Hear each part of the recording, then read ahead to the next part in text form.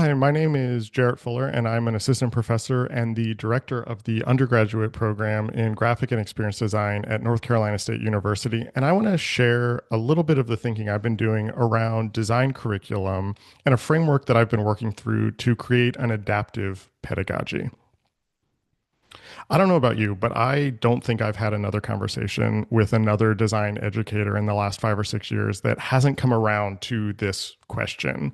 What are we supposed to be teaching graphic design students today? And how do we figure out what design students actually need?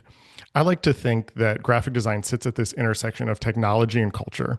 And we're in the midst of profound cultural and technological change. On the technology side, we of course have the rise of AI, but we also have emerging technologies like blockchain and cloud computing and open source software. On the cultural side, we have the instability of democratic systems and increased inequality and partisanship. And we have movements around post and anti capitalism and decolonization. And I would, sort of in the middle of these two slides, I would maybe even put the ever present climate crisis and questions of sustainability and carbon. All of these things influence how designers work and where designers work and the types of the things that designers make. And so we could map these changes to specific skills, outputs, new areas of work for graphic designers, whether that's new platforms to work on, like augmented reality and virtual reality, or new ways of working, like strategic design or systems design. We can also map this to new skills or methods that designers need, like accessibility or sustainability, research methods, and user experience practices. If we start to tack these onto the existing graphic design curriculums, if we add these to things like typography or software like the Adobe Creative Suite or Figma, or kind of core principles around readability or the manipulation of text and image, a graphic design education would go on forever. And so, in a casual setting, I might describe this question as how do we know when we're throwing the baby out with the bathwater? What stays and what gets added? What can go and what needs to evolve? There's been a lot of academic papers and conferences and symposiums around these new skills that design students should be taught. In a special issue of Shiji, co-edited by Meredith Davis and Hugh Dubberly a few years ago on the future of design education, they outline the specific skills that a designer needs to survive in the future.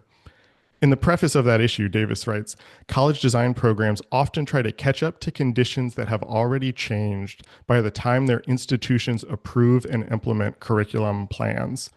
Much of that issue and much of the discussion around design education focuses on the first part of that sentence and not enough on the second. I would argue that there's too much thought on the specific new skills and not enough on how we create adaptable, responsive curriculums that will ensure students are set up for long careers in graphic design, not just their first job, but the jobs they'll get 10 years from now or 20 years from now. So I am not going to talk about any specific skills that a designer should know, but rather share a framework that I've developed that is a start at answering these two questions. How do we create responsive curriculums to ensure students are set up for a long career in graphic design, regardless of any future changes? And how do we decide what needs to change and what we keep in existing curriculums? This comes out of one of my favorite books, which is How Buildings Learn by Stuart Brand, that came out in 1994. It's a great book that I've taken a lot from over the years. And the book, as the subtitle says, is about what happens to buildings after they've been built. He's basically arguing that a building is never finished, but rather is always in the process of being rebuilt. The way he maps this or measures this or kind of describes this is through this diagram called shearing layers that he adapted from the architect Frank Duffy. And essentially what this shows is the rate of change of a building, with the outer layers changing at a slower pace than the inner layers. So for example, the site, the physical location of the building likely never changes. That's stable. That's the foundation. The structure, which is the framing, the roof, the kind of structure of it, that changes very infrequently. The skin is drywall and siding, might be updated a little more often. But this goes all the way up to stuff, which is like literally just things on tables or chairs, the stuff we're kind of moving in our day-to-day life. Brand's idea here is that all of these change at their own speeds, but they are all always changing. And this diagram, I think, provides a great way to think about curriculums. Like a curriculum is never static, but always in flux. Like design itself, the needs and goals are always moving. And to think about rates of change provides a great framework to think about where we should adapt quicker and what should be our foundation. It's a way, for lack of a better term, to define the baby and the bathwater. So, what would the shearing layers of design education look like? How could we map the skills or learning outcomes or objectives onto this diagram? I think it would look something like this, where is at one end and visual trends is at another. Ethics, of course, is not stable, but it is perhaps the most stable of what we should or could be teaching. Theory maybe is a little bit quicker, it gets updated a little bit more, moving into methods than professional needs.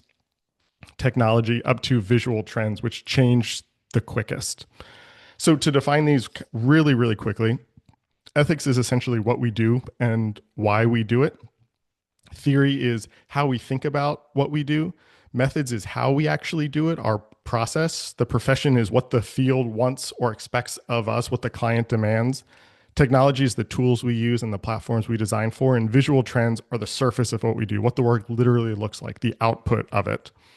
Despite all the changes in the discipline over the last decade, I'd argue that these top three have actually changed very little, or at least not as much as the bottom three. In thinking about curriculum, however, we spend too much time on these bottom three and not enough on the first three. So in other words, we get really anxious about the elements of design education that are constantly changing while ignoring the parts that are fairly stable in comparison. So what does this mean for curriculum? How can we use this to think about what we teach design students today?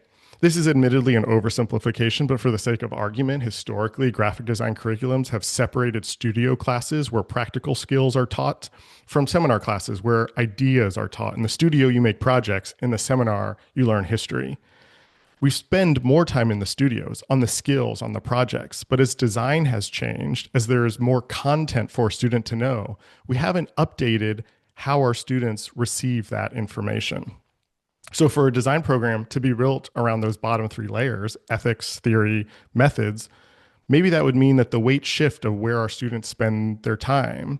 This does not devalue skills or job training, but rather treats design education more as a liberal art, where these foundational ideas around ethics, theory, and methods can be adapted for any type of project or any type of job. This could potentially change the hierarchy of a series of studios each year, with short studios built around them, because those studios, for better or for worse, tend to focus on those outer layers. And so most design programs, you take a series of studios every year that are sequential, and then you have these kind of seminars that sit out on the side. But what if we flipped that? What would a design program look like that was centered around seminars instead of around studios? Imagine a design program whose core was not software skills, but rather ethics and theory and methods. This would ensure that you have that foundation for every graduate. And then these studios could circle these big ideas. They could be changed out from semester to semester or year to year, depending on any new technology or cultural change. Each student in an ideal world would come to those classes with an understanding of the ethics and theory and methods that ground this discipline, and then apply that in quick classes on software or mediums or formal innovation.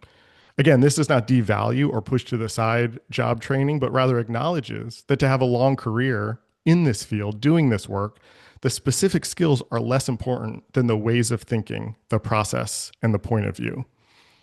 So I want to propose that when we think about curriculum, when we think about the things that the next generation of designers need to learn, we spend less time articulating specific skills or software or the demands of industry, and more on this foundational intellectual base.